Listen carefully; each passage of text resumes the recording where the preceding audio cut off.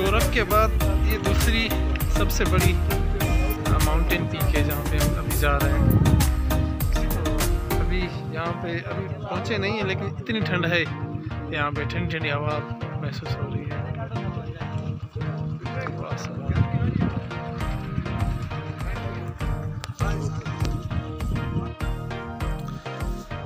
यहाँ पर हमारी जो है ना बाइक चल रही है।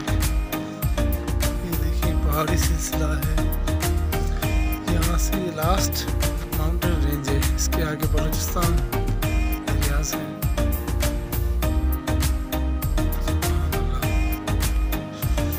आगे कह रहे हैं कि ये जो रास्ता ऊपर जा रहा है, ये सामने वाला ऑयल कंपनीज की तरफ जा रहा है।